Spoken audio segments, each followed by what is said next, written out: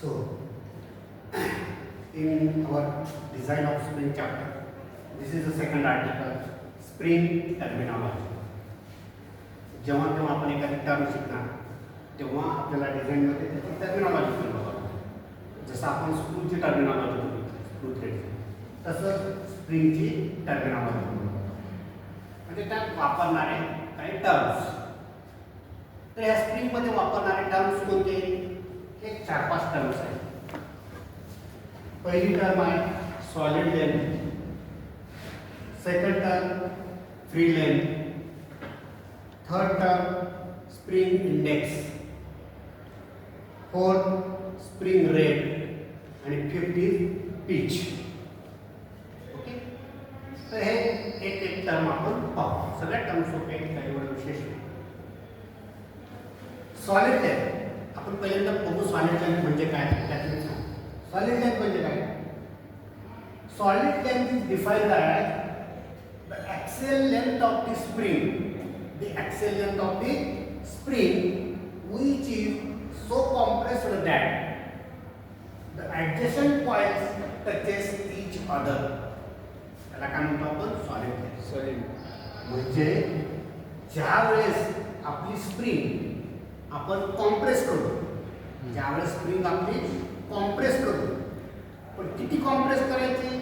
जे कॉइल्स आहेत किंवा आपल्या स्प्रिंगचे कॉइल्स आहेत ते एकमेकाला चिटकले पाहिजे, एकमेकाला चिटकले पाहिजे, म्हणजे एकमेकाच्या कॉन्टॅक्टमध्ये आले पाहिजे. ज्यावेळेस एकमेकाच्या कॉन्टॅक्टमध्ये येते त्यावेळेस जे जे स्प्रिंगची लेंथ राहील त्याला काय म्हणतो आपण? Solid length. आणि सॉलिड लेंथचा फॉर्म्युला काय आहे?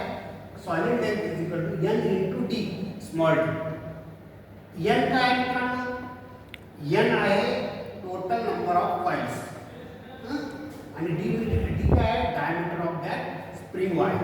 म्हणजे फॉर एक्झाम्पल आपली स्प्रिंग आहे, ही स्प्रिंग आहे, आलं का लक्षात?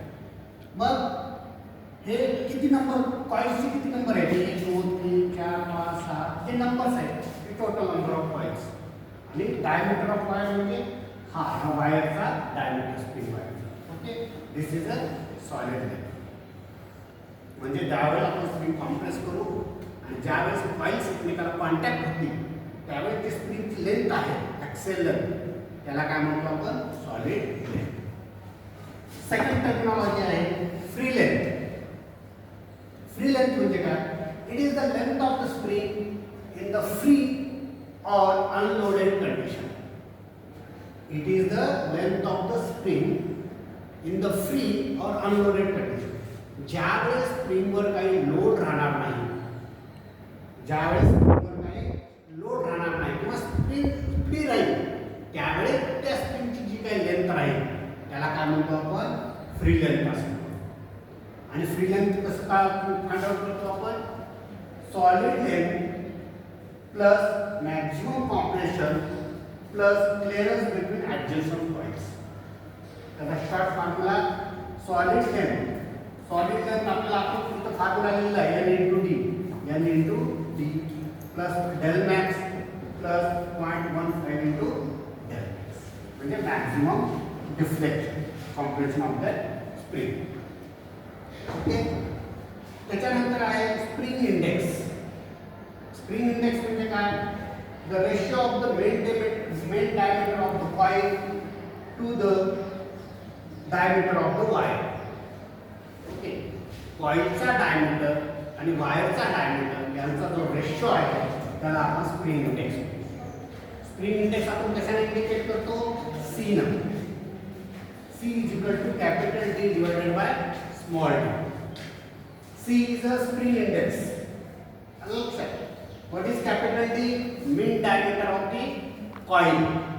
And what is the small d? Small d is the diameter of wire. आपण ह्या पहिल्या सॉलिड लेंथ मध्ये बघितलेला आहे. ओके, तो झाला स्प्रिंग इंडेक्स. त्यानंतर स्प्रिंग रेट. स्प्रिंग रेट म्हणजे काय? Load required per unit deflection of the spring. सोपी एकदम technique. Load required per unit deflection of the spring, याला काय म्हणतो आपण? Spring rate. आणि हा कसा कॅल्क्युलेट करतो? K is equal to W divided by del. W काय आहे लोड आणि डेल काय आहे डिफ्लेक्शन ऑफ द स्प्रिंग. ह्या स्प्रिंग रेटला दुसरे दोन नाव आहेत. स्प्रिंग रेटला दुसरे दोन नाव कोणते कोणते स्टिफनेस आणि स्प्रिंग कॉन्स्टंट. आलं का लक्षात. ह्याला स्प्रिंग रेट पण म्हणतो स्टिफनेस पण म्हणतो आणि आपण ह्याला स्प्रिंग कॉन्स्टंट पण म्हणतो. आणि ही टर्म फार महत्वाची आहे बरं का. कारण का स्टिफनेस हा स्प्रिंगचा बघितला जातो सगळ्यात महत्वाचा म्हणजे किती लोडला किती युनिट डिफ्लेक्शन आलं आणि ह्या स्टिफनेसवरच सगळी स्प्रिंगची क्वालिटी अवलंबून असते. ओके. नेक्स्ट टर्म आहे last that is a pitch. What is the pitch?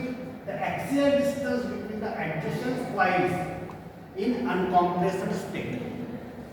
अनकॉम्प्रेस्ड state म्हणजे काय त्याच्यावर लोड नसताना स्प्रिंगवर लोड नसताना जे ॲक्सियल डिस्टन्स आहे दोन कॉइल मधलं त्याला आपण काय म्हणतो पिच म्हणतो.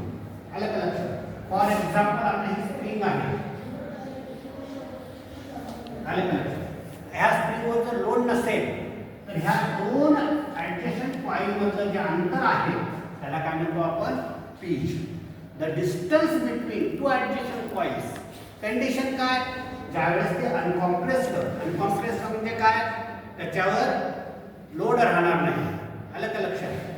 त्या स्प्रिंगवर लोड राहणार नाही त्याला काय म्हणतो आपण त्यावेळेस काय आपण त्याला पिच म्हणतो. Are getting. This is a terminology of spring. आलं लक्षात.